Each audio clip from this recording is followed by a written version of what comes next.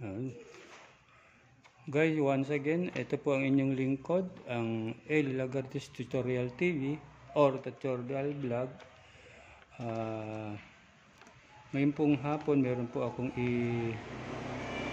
babahagi sa inyo na isang tutorial tungkol po rito sa ating motor ng ating electric fan.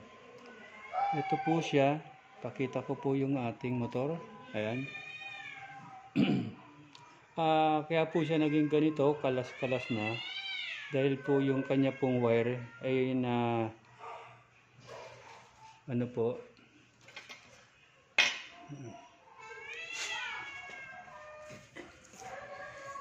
yung ganito yun po, ipapalit ko po ito bago po itong wire.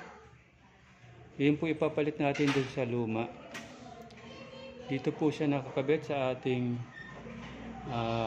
linya na to, itong mga wirings na to. Ito po yung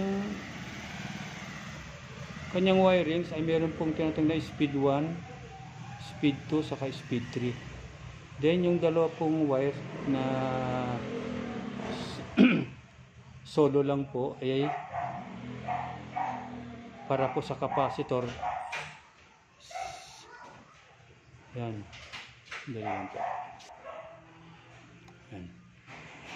Ang mga speed po ng ating pong wirings ay dala-dalawa po yung wire nyan. Tigagalawa po sila.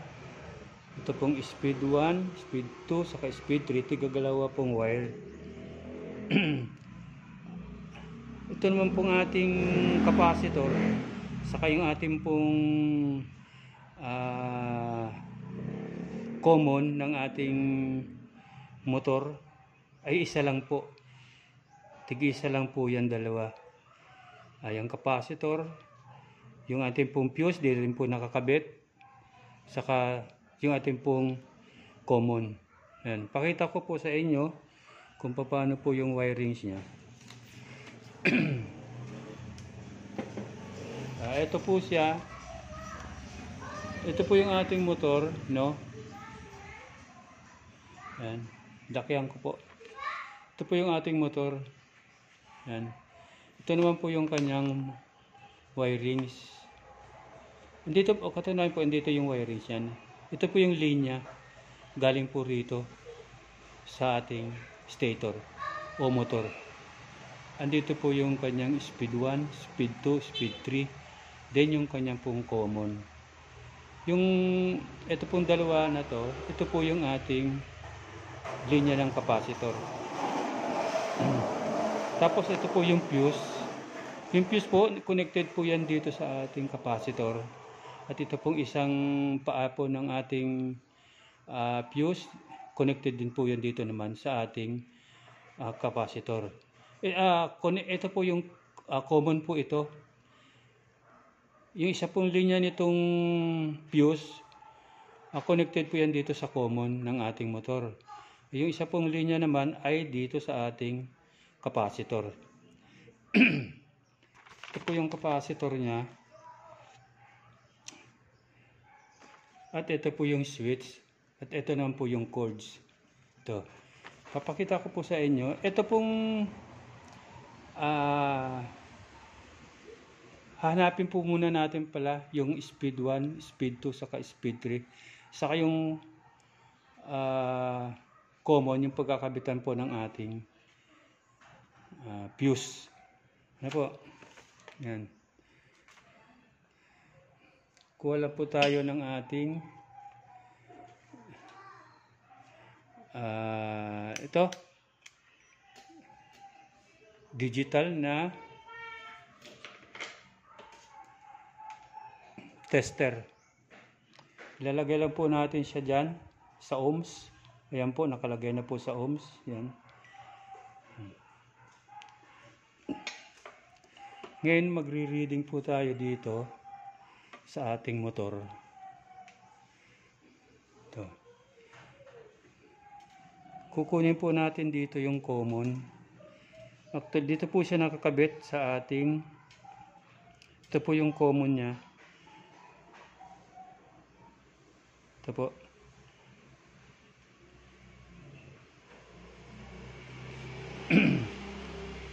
Ito po yung fuse. Hindi ko na po tinanggal yung fuse kasi hindi ko naman po siya papalitan dahil okay naman po yung fuse niya. Ito lang po tatanggalin ko mamaya. Itong kanyang wire. Kasi malutong na po ito. Papakita ko lang po sa inyo yung paghahanapin po natin na speed. Speed 1, speed 2, speed 3. Now, connected. Ito po yung common. Ayan. Ngayon, ito po yung tatlong wire na hiwalay, yung tigagalawa. Ayan, ito.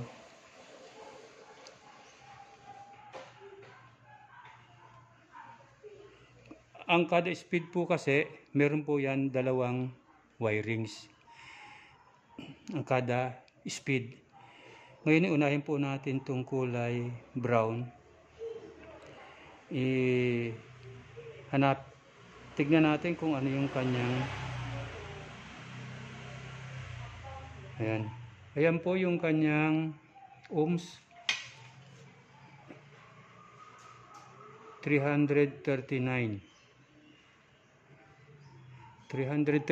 ohms po yung kulay brown. Ayan. Lagay po natin dito, sulat natin. Yan po ano, ito tinignan natin tong kulay brown, yung kanyang resistance.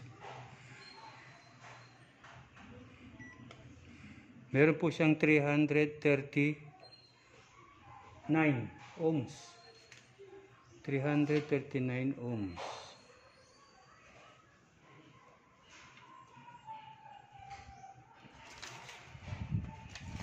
Ayan siya. 339. Ngayon po, ito namang gray. Ito.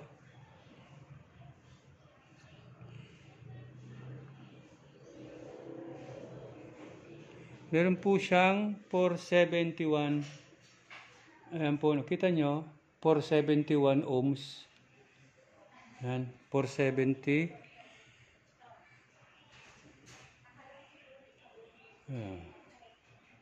471 ohms. Ayan. 471 ohms. Tapos ito naman pong pula. Itong red. Itong isang linya na to. Titignan natin kung ilan ang ohms niya. Resistance 400. 419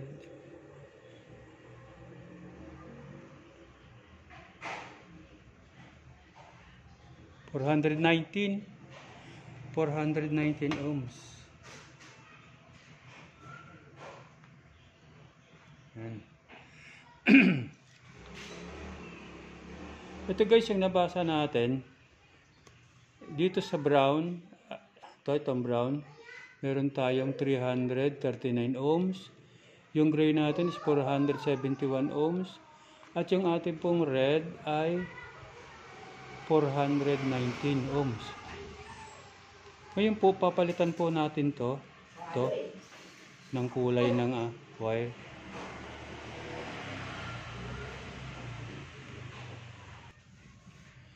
Ayan. Babaguhin na natin yan guys. Hindi na siya brown, green, red. Ang gagawin natin dito, kasi kung alin dito yung may pinakamababang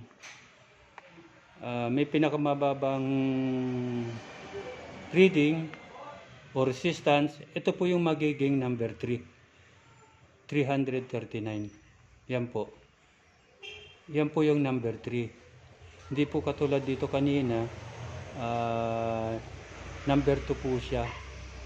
Dito sa ano na to, nasa number 2 po yung kanyang linya.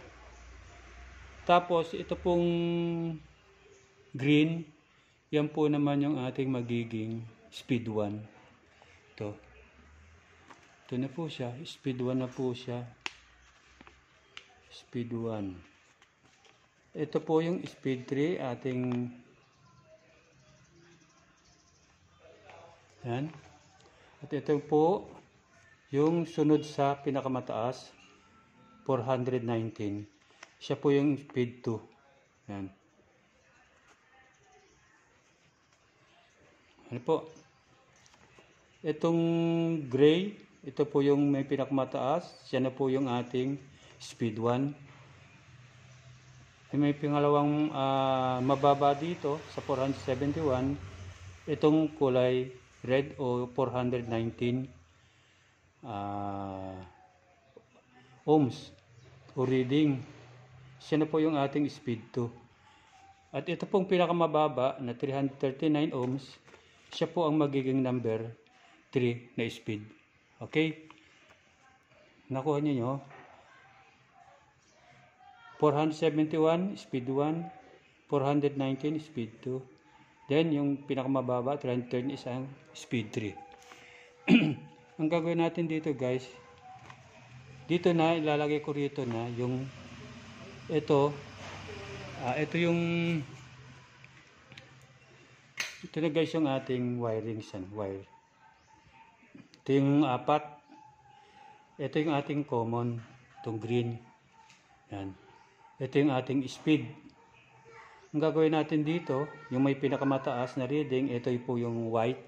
Gagawin po natin siya speed 1. Siya na po ang speed 1 natin. At yung may sunod po doon sa may pinakamababa na sunod po doon sa 471 pababa, yun po yung ito po siya 419. Siya po ang magiging speed 2. Ito pong black.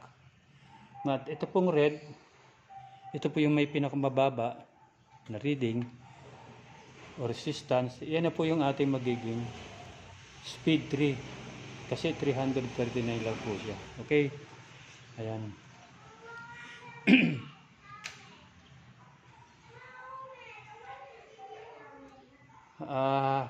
Hahanap. Ito po yung ating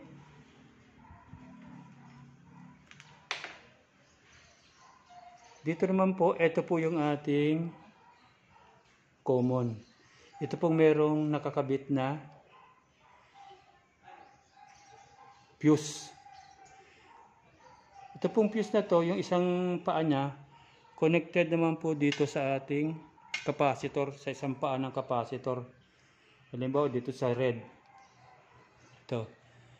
Ito po yung niya. Ngayon ito pong isang kulay brown, ay kulay gray. Gray ba to? Sa capacitor din po, yung isang paa naman po ng capacitor ang ilalagay natin dito. Dito po magiging 3 po yung kanyang linya. Ito pong linya galing sa motor. Tapos yung kanya pong common. Tapos ito pong kanyang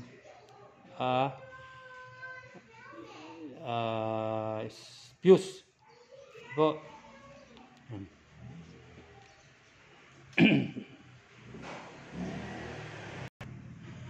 Ayan guys, okay na. Nalagyan ko na siya guys ng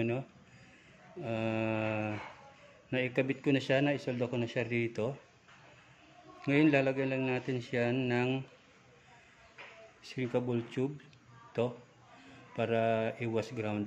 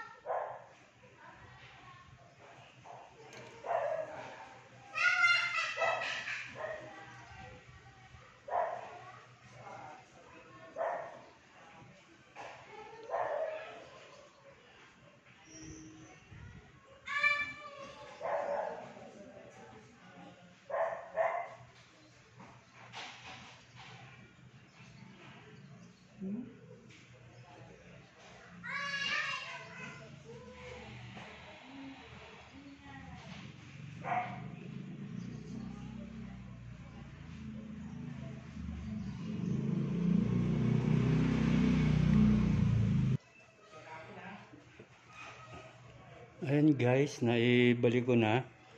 Ayan. Ito na siya guys, oh. Nalagyan ko na rin siya ng strap para hindi na siya magalaw. Pero dadagdag ko pa siya guys ng dalawang strap dito. Then, babalik na natin sa ano, i-connect na natin dito siya sa ating capacitor dito. Tapos dito sa ating switch, and then dito sa ating cords, no?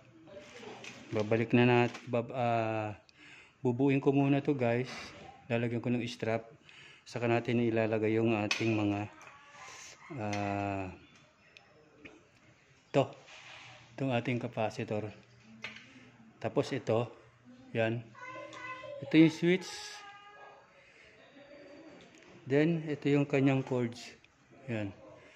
So guys, lalagyan ko muna ito ng strap. Tapos, i-connect na natin kung alin dito yung speed 1, speed 2, saka speed 3, saka yung kanyang common. Okay?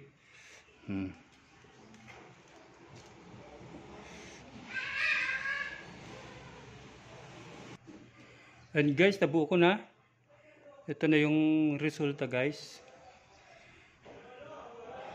Tetest ulit natin siya kung okay naman yung ating pagkaka-rewind para masiguro natin na hindi siya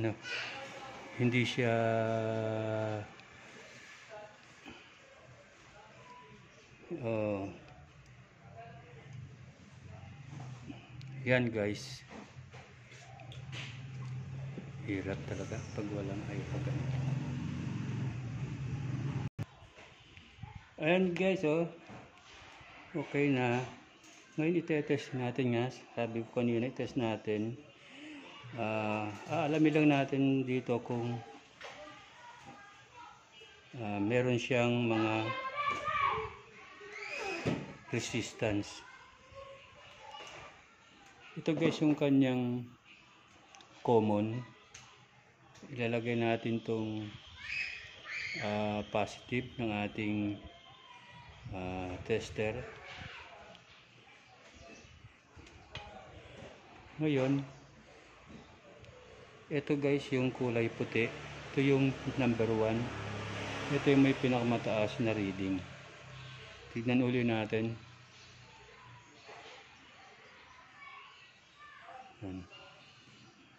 Makita nyo guys, 472. Itong white, 472. Ito yung number 1. Tapos itong black, ito yung ating number 2.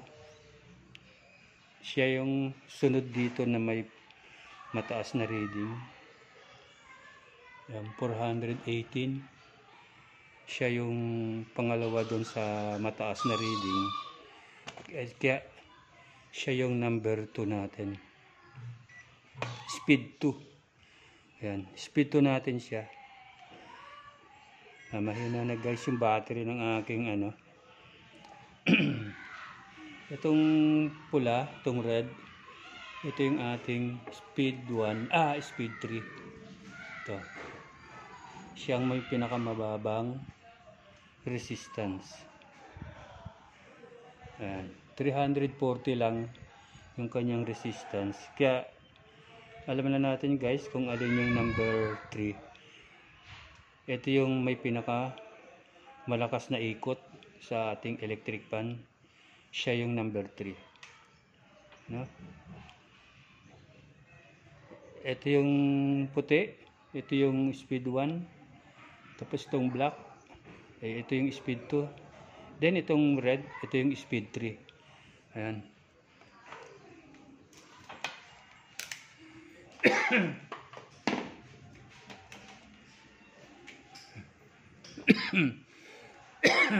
Ngayon guys, kakabit natin siya rito sa ating switch. Yan.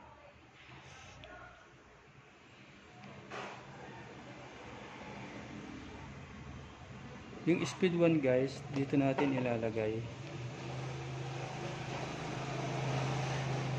Dito. Ang speed 1 guys, magkatabi yung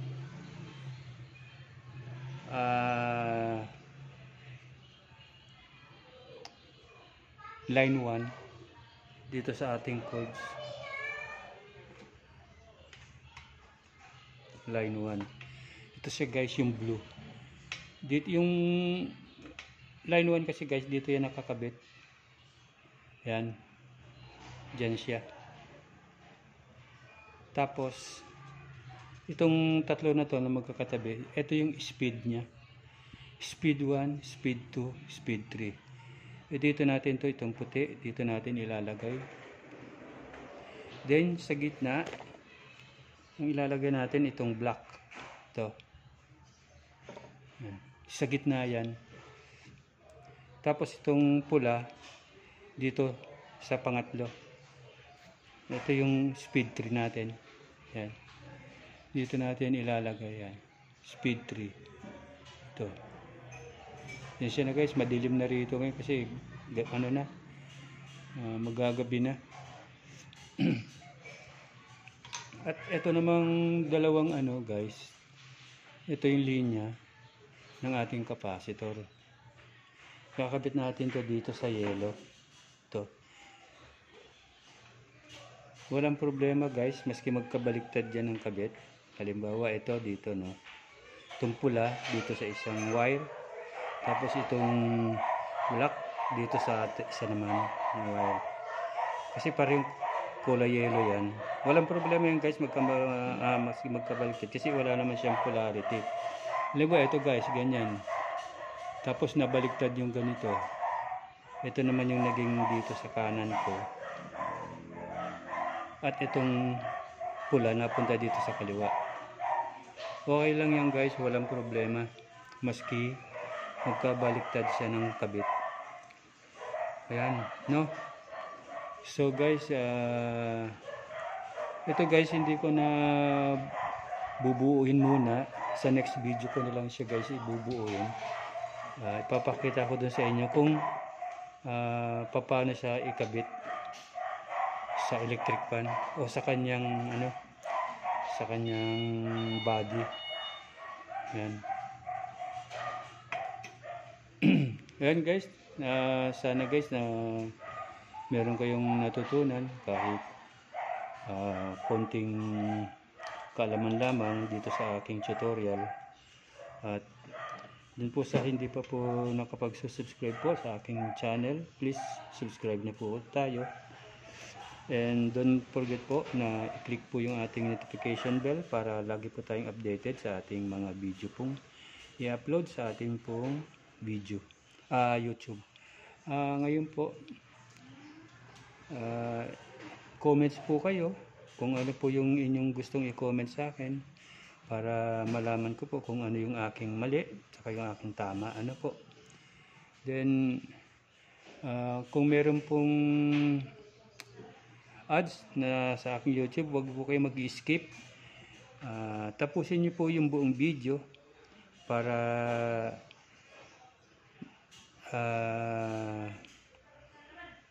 hindi kayo mawala dun sa akin pong tutorial. Apo, kasi po sunod-sunod naman po yon aking ginagawa na tutorial. Step by step din po yun.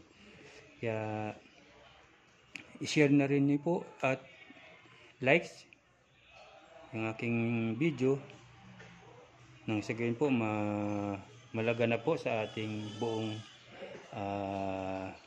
bansa ano po. Ayan mga guys, maraming salamat po. Sana po huwag niyo pong pagsawaan panoorin ang akin pong video. Malaking tulong po yan para sa akin na maliit na channel. Maraming salamat po. God bless po sa ating lahat. Bye bye.